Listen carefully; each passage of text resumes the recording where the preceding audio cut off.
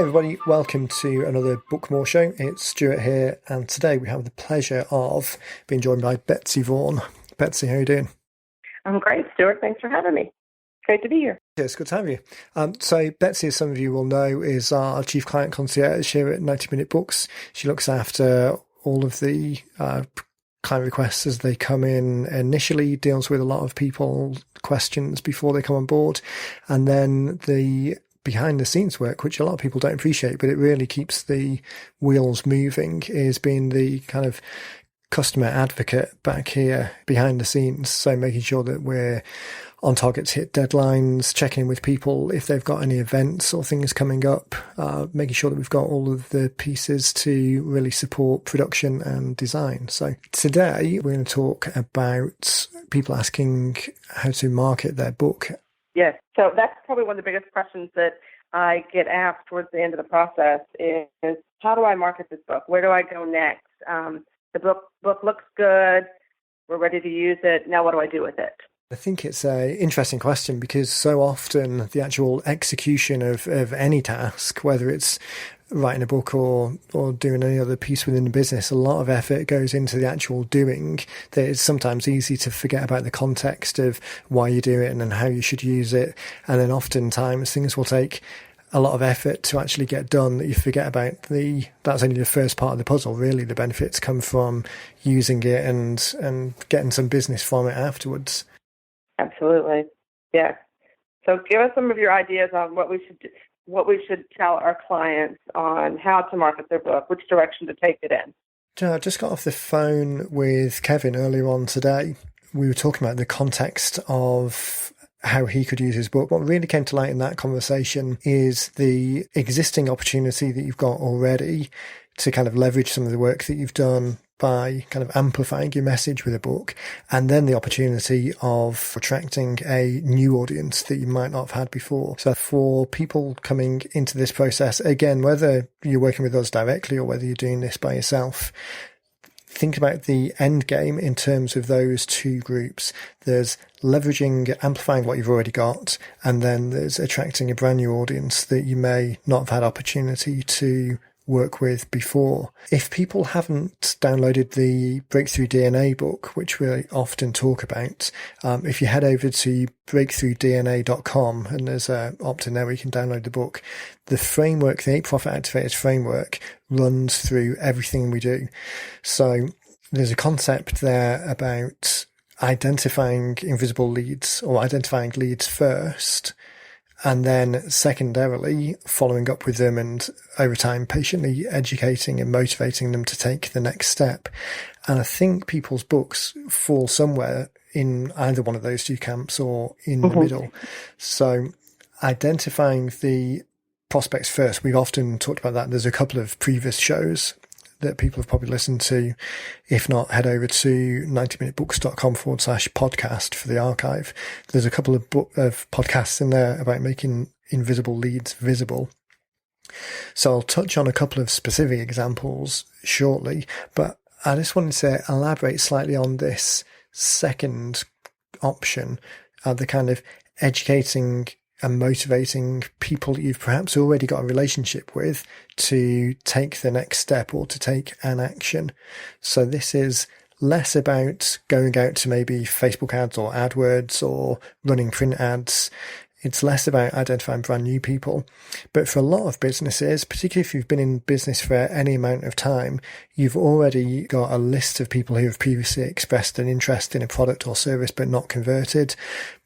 Perhaps you've got a big list of previous clients who haven't necessarily done anything. The opportunity to re-engage those people and offer them the book that you've written as a way of starting the conversation again is an opportunity that's often overlooked because it's not necessarily the first one that springs to mind. So we were talking about running some educational events. He'd already identified a large number of people who hadn't necessarily previously converted. So reaching out to those guys again, reaching out to an existing list with a new offer, with something that is broadly on topic because they've already expressed an interest in a similar subject, if not specifically that very same subject. you've got an opportunity to kind of re-engage and make the offer of something new, give them something of value, rather than just sending them a blanket kind of every 6 months email saying, we've got an offer on, come and do some business with us. So I think that context of using it as a re-engagement piece, using it to start a conversation again with an existing list, with some people who know you already, is as interesting, and perhaps in some cases even a bigger opportunity than just using it as pure lead generation at the top of the funnel going to a brand new list. Great. I just lost my train of thought. I think today's going to be one of those days where I talk a little bit too much because my voice is already getting a little bit croaky. No, that's okay. You're giving us good stuff, good information out there. You mentioned we're talking about working with current clients, people, you've got this book and you know how to re-engage them. We can do that. But I get a lot of, on our end of the business, we're looking for brand new business. We're looking for, to build our business more. So they've captured their current clients. And I know they're interested, in the book, but looking for completely new clients. Some people want to use social media, strictly. Some want to do email blasts. What is your recommendation on people who are really looking to capture that new business? Because ultimately, that's what they have those clients and they can re-engage them and maybe just remind them that they're there. But as far as new clients, what would you say? Where would you head with that? Yeah, it's interesting, isn't it? And I think there's a couple of studies around. I should find I'll try and find the link for the show notes, although I'm usually pretty bad at following through on that, but I'll try and remember to do it this time. There was I think it was a Harvard study talking about it's 7 times more likely or more successful or easier to engage or convert existing customers than it is to find brand new customers. But so many people just think about new people, not wanting to kind of beat the same point to death. But I'd really suggest that people, unless they've got zero list whatsoever, or they've been really hammering an existing list and it's really exhausted, then even for people who come to us and are starting to are having conversations around wanting to find brand new leads, I'd really strongly suggest to them that they look at the re-engagement opportunity of existing people, just because it's closer to the money. These are people who have already raised their hand as interested. If you need to go out, right, which I will get to now because it's a perfectly valid question, but if you need to go out and run CPM type ads where you're paying for visibility rather than paying for clicks, you're having to target a brand new audience of people you don't necessarily know, and there's such a high degree of wastage there to find the people who are interested versus a list of people who have already raised their hand as interested for one reason or another. Now, having said that, people may not have been collecting leads previously, or they might be relatively new in business, or they might have exhausted their existing list already because they've been mailing to them quite often anyway. So finding new people, businesses still at the end of the day need brand new business. So it is a valid question. Again, just to make the point that if you've got anything like an existing list, maybe not even customers, but lists of people who've expressed an interest but not converted, that's a prime target of customers just waiting to have an opportunity to re-engage with you. So anyway, to get on to your actual question, which is perfectly valid, how to engage a brand new audience. So I think there's a couple of things that spring to mind. It basically comes down to advertising in areas where you think your target audience are likely to be, or finding opportunities to be in the areas where you think your customers are likely to be. So that's going to be more like joint ventures with other similar organizations, basically opportunities to be in front of the crowd without necessarily paying for it.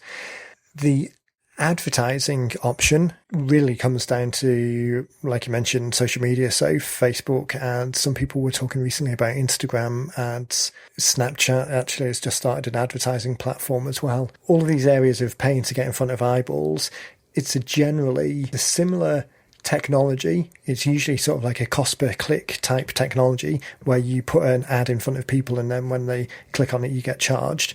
But the thing that people should remember, and this is really stealing straight from Gary Vaynerchuk's book that he's been, I've heard him talk a lot about recently, is context. So the context in which people see your ad is important as a measurement of engagement, or not so much how you word the ad or contextualize the ad, but what they're likely to do on the back of it. So something like Google AdWords versus Facebook, those two are pretty much the biggest platforms in their individual areas. They're the easiest for most people to visualize because most people have got some awareness of it. So something like Google Ads is a search-based, intent-driven search. So most people in that area are looking for, they're typing in a particular problem or a particular search, and then an ad will come back. Facebook, on the other hand, is a more passive, transient scenario. People are rarely going out and searching for things on Facebook, though it does happen. But most of the time, right, the ads that you see will just be passing by when you're just looking through the wall of posts that are going by in like a day-to-day browsing. Similar with Snapchat and similar with Instagram. All of those platforms, they're less intent-driven and more, you've got the opportunity to demographically or interest-based target them. So the important thing for people to remember there is that the nature of the ad, the thing that you're offering them, needs to be received in a slightly different way. So AdWords, a search-based search, can be very specific to a particular need or want or desire. So let's say your book is on financial planning. The financial planning subject that you might have is retirement or Medicare planning or investment portfolio planning. Those generic areas, underneath that, there'll be some specific questions that people have in mind. So you can run a suite of ads to target those individual questions. So a book on retirement, now we tend to suggest people write a relatively specific book addressing one particular question quite deep. But if you've got a book that's addressing retirement subjects, even if it's relatively tailored, there are words and questions and concerns that someone's going to have. There'll be 4 or 5 of those at least that are relevant to even a relatively tailored book. And you can run individual ads targeting each of those individual phrases. So let's say you write a book on buying an annuity. I think annuity is a UK word. When you retire there and you kind of take out your 401k, do you have to buy a different financial product that actually gives you the income? I'm not there yet. What did you call it? An annuity. Oh, yeah. Yeah, the same thing exists. Right, yes. I'm sorry, I didn't hear what you said. I spend too much time in between the two countries and I forget which is which. Right. So let's say the retirement. So I'll try and use the right language, but don't worry about too much if it's the wrong one. Yeah. So let's say your 401k, you're coming up to retirement, you need to buy a product that will deliver you the income, or you're going to take a certain amount out as cash, as a drawdown from that account. So those Correct. questions, a book around your approaching retirement. So one of the early books that we did was What to Do at 62, which was a retirement planning book because people getting to that particular point, there were some decisions that they had to make that would impact their retirement at later life. So even a relatively targeted book, targeting not at people retirement planning 30 years out, but people retirement planning at the point of coming to kind of crystallize their policy. There's 3 or 4 different issues all related to that. So how much drawdown should I take? Should I leave it in? Should I start claiming Social Security straight away, or should I defer that? What type of annuity product should I get? Even with a relatively specific book, there's still 4 or 5 intent-based problems that you could address, and having an ad addressing each of those individually rather than just a generic get the retirement book is going to be more successful, all other things being equal, because you're addressing that individual need. So in a search-based environment, in an AdWords-based environment, you can target those particular wants and desires because people are actually or concerns and desires because people are actually typing them in. Unlike in a social media type channel or even a print advert where you can demographically target people. So Facebook, for example, you can highlight age, gender, region, economic status, other pages that they've liked, so interests. And in a print world, for example, you could choose to print your advert in a financial magazine or a local homeowners association magazine or a golf magazine. So you can still get some of that demographic targeting, but you can't necessarily be as specific as just targeting someone that's got a concern about buying the annuity versus the amount of drawdown that they want to take. So you need to advertise to those people in a slightly different a different context of the questions they might be asking. And then a layer on top of that as well, in the Facebook sense, for example, where it's just a stream of information going past, people aren't necessarily there to be advertised to, though obviously it happens a lot. So the nature in which you need to structure your ad is slightly different. So it needs to be more accessible, more friendly, more drawing people towards something that they might be interested or might be entertained by, rather than just a direct ad trying to cut straight to the chase. So that's a lot of words there again. It's difficult to go into, it's difficult to give enough details that people can kind of grab hold of and do something with, versus we could be here 3 hours later and still going into all of the caveats and specifics.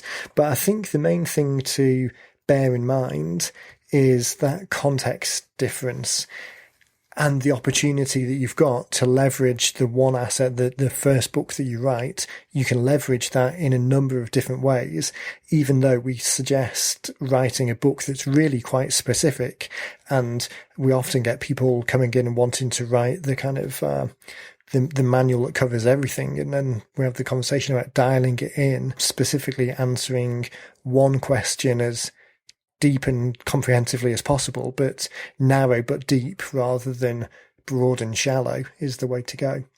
But even having written that book, there's still the opportunity to market it in a number of different ways. So in a search-based environment, vary the language slightly to be as specific as possible. Right. Because remember, the job of work of the ad, and we talk about jobs of work quite a bit, and really breaking down each individual stage and understanding it's like it's part of a process. It's not just a one thing and everything's solved. So the job of the ad is to get someone interested enough to click on the button that takes them to the next page. Or if it's kind of directly in front of them in a print magazine, it needs to be interesting enough so that they type in the URL. The next page then, all that needs to be is compelling enough so that they fill in their name and address details. And I spoke about this with Dean on the show a couple of weeks ago, where we were saying, really, it's just allowing them to complete the thought that they've already had. They've had a thought that something's interesting and they want the answer. The next page, the opt-in page, should really just be that. It should just be the same information. If people go to 90minutebook.com, the kind of the opt-in page that we have for the 90-minute book, then you'll see that ad copy is almost identical to some of the ad copy that we run in some of the social ads. If you go to Email Mastery, then the Email Mastery ad that we ran in Success Magazine looks almost identical to the landing page. The landing page is only there to allow them to enter the details and complete the thought that they've already had. Any additional information, any new information, and you run the risk of dissuading people, because they'll follow through to that page and then think, oh, actually, this new information, I've realized this isn't quite what I want. And then they won't complete the thought. So each of those little stages, in fact, I'll put the Success Magazine ad example, I'll put that in the show notes. So if people head over to 90minutebooks.com/podcast, and it will be the first in the feed this week, I'll put that Success Magazine example in there, right, because it really is that example of here's an ad that Actually, we should probably talk briefly about that as well before we run out of time, because that was a different approach again, which was quite interesting. But as far as the kind of the ad itself goes, here's an ad that offers email mastery as a book that people can request that talks about email. The landing page then is identical. It's just exactly the same text, just with the place that they can put their name and address details. It really is not adding any additional information. So on jumping to another one, which is slightly different again then. So we've talked so far about search intent being slightly different from social intent, and the fact that even if you've got one book, you can still tailor the language so that it's interesting to people. The Success Magazine ad that we did for Email Mastery, that was editorial / advertorial, a one-page ad in the magazine that looked as if it was editorial. It really gave some value. It was pretty short. I mean, there's probably only 300 words in the article, if that. But even so, in that space, it still gave them one useful technique. And then it says, if you want to find out about more techniques, then go and get a copy of the book. And that was phenomenally successful. Again, starting off by giving value builds that reciprocity. There's a no commitment or a very low commitment way for people to find out more. And the opt-in rate was pretty astounding on that page. The job, going back to jobs of work, the job of work of the ad is to catch their attention enough so that they think this is something that I want. The job of work of the landing page is just to give them an opportunity to fill in the name and email address details.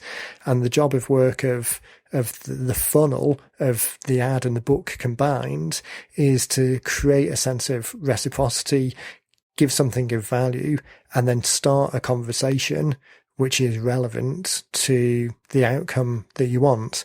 And obviously knowing what that outcome is before you start means that you can orchestrate the funnel with that outcome in mind, rather than I just want to write something and then magically some people will come to me and something will happen. Orchestrating it at each stage is going to lead to a much more successful outcome. We're talking about advertising and spending the money and the clicks on, the clicks and the searches and stuff and the money there. But what about the person who is on a low budget or very limited budget but they still are looking to build that business? Do you have some recommendations on how to go about doing that at a very low cost, or maybe no cost? Shocking. The thing with because everybody, that's one of the things I hear. Oh, I've written this book, and now I don't have a lot of resources, because if it's a brand new business, there may not be, financial. There may be strapped, and so and plus everybody wants something for free. Yeah. It's always so.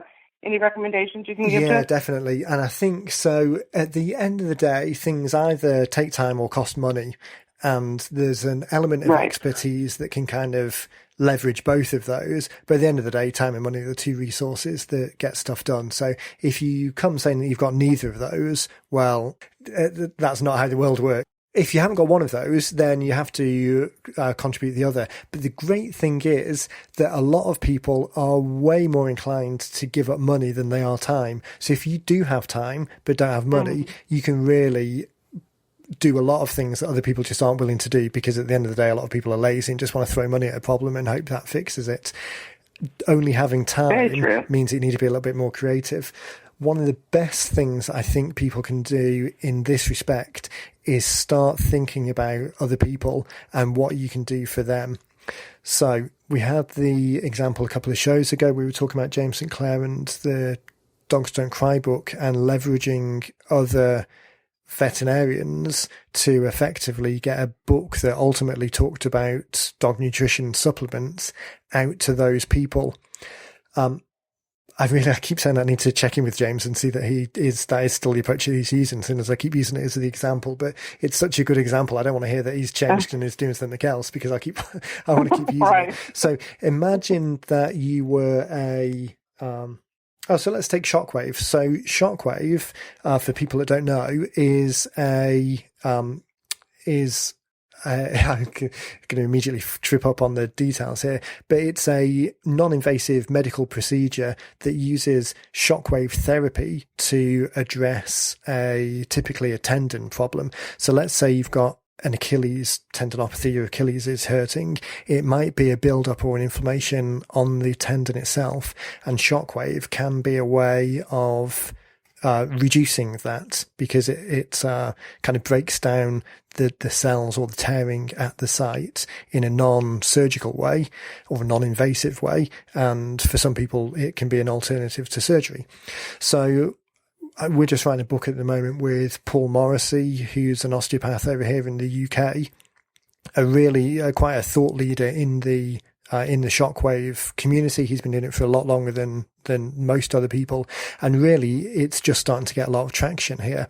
But the problem is that not that many people are aware of it, and if they are aware of it, because it's not always done through the National Health Service here, sometimes it can be a problem for people finding out about it. So he can do all of the Facebook stuff and the AdWords stuff and all of that regular stuff with money, but the thing that he can also do with time is have the book and give the book to other practitioners in the area, again, complementary, non-competing, who don't offer that as a service, but who have patients who would be prime candidates for it, and it would actually get them out of a lot of pain. It might resolve problems that have been around for a long time, but they don't necessarily have a way of doing it or knowing about it. So Paul giving that book to them, so it might be a physiotherapist in the area, it might be another osteopath or a general practitioner, or it might be golf clubs or fitness professionals, all of these complementary but non-competing businesses. Paul can give that book to them and say to those guys, I know you've got some your clients, you want the best for your clients. There's this book that you can give to them, which will give them value. It gives them some tips and pointers to kind of avoid surgery in the first place. And then if they decide that it's serious enough so that they need it, then shockwave might be the answer to them. So here's something that you can give them and offer value to them. I think we used an example in the show the week before last. I forget when it was. It was last week. So I was talking about because as I was recording the Q&A show, I was actually sat at Paul's. It was when we were recording the book. So I was sat in his office looking out over his nicely manicured lawn, and there was a statue in the garden. So if you were a statue manufacturer or water feature manufacturer, or maybe a swimming pool manufacturer, using landscapers or architects as a complementary non-competing business, you could write a book that talked about how to get the most out of your yard all season long as a guide to some yard design. Give it to those complementary non-competing businesses as a value add for them. And then because there's an overlap in the audience, those people are naturally going to be not too far away from your target audience. So by leveraging other relationships, think about what you can do for them. As long as it's complementary and non-competing, then there's a great opportunity for you to make them look good by allowing them to deliver more value to their customers. And really, it's kind of like this Trojan horse effect of the Trojan horse. The gift that you're giving them is a book that's got some knowledge, it's got some useful insights in it, but the hidden element inside is the fact that you've got a sales message in there that compels people in a classy way. Don't throw it in their face too much, but in a classy way, says to them, oh, and by the way, if you want this, then here's an option to kind of find out some more information. Now, some of that we're coming up on time, as is often the case, but we should cover this in a future show. But some of it might be needing to manipulate the message in the book a little bit so it's less direct. Again, think about how the audience is receiving the book, and albeit you don't want to tailor one individual book to one person, but there might be 2 or 3 big groups of people who will receive it in different ways. And in that case, it might be worthwhile having variations of the book that go into those different audiences, because it serves a slightly different need. But I think for anyone that doesn't have cash lying around to throw at a problem to try and fix it, thinking about how you can add value to someone else and really leverage this kind of complementary model is a great place to start. I mean, some of the other, just quickly before we wrap up, some of the other things would be maybe finding out if one of those other organizations, again, where there's an audience crossover, if they can't do it. So we've had a couple of people who have written books where they're basically interviewing other people, other complementary people in their business. So Chris Hill wrote a book called Engaged, which is a good example. So Chris runs a luxury voluntourism business. So they help relatively high net worth families or people who want to spend a decent amount on a vacation, but who want to get a voluntourism element. So you hear quite a lot about, there was an article on one of the news sites the other day about, I think it was a VC or company directors talking about kicking their kids out of the nest when they're 16 and telling them to go off and volunteer for the summer just so they get some grounding type effect. So Chris's company isn't quite that harsh with the kids, but they'll go away on vacation. Right. Yeah, they don't. Nobody told me that was an option. I think it used to be called military school, but things have changed. Right, there you go. So Chris's company will, whilst you've got a volunteering opportunity, so it might be doing some conservation work or some teaching or building a school or installing generators, an element of conservation. But on the downtime, when you're not doing that, it's you can stay in 5-star accommodation and still have a nice vacation around the kind of local giving part. So the book that Chris wrote was actually with a company called I forget what the company's name was, but he wrote the book with Peter that talked about how that company uses volunteering as part of their rewards program. So rather than taking the team to Vegas to drink for the week, they take them away for a week, and there's a big community building element of it. There's still a luxury element around it, but it builds the company culture a lot more significantly than just a regular trip would be. So by leveraging that relationship, by making someone else look good, by giving someone else the opportunity to say, look at how good our company is by doing this voluntourism thing, he's enabled to share that book with other peers in the group, in the industry rather, and almost evidence by the fact that he's got the book on the other company talking about how good they are, evidence his solution, his hands up incentives company benefits, Right. making them look good, and being there to kind of follow up and add support to the message that's coming across. Right. Yeah. Okay. Fantastic. We've blown past 30 minutes. This one went quite quick. Right. We'll have to get you back on again. I would love to. There's some great stuff there. So I think the audience will enjoy it. Fantastic. I think there's something that people can use and run with. So again, thanks for your time. Everyone who comes through the system will get to speak to Betsey at some point. If anyone's got any questions for the podcast, just shoot us a message at podcast@90minutebooks and we'll take it from here. If anyone's ready to get started on the book themselves, just shoot us a message out to hello@90minutebooks and Betsey or Susan will pick that up and get back to you straight away. We've got some exciting books coming down the track at the moment, so I'm looking forward to the opportunity to talk about those in a month or two's time and share some more stories with people.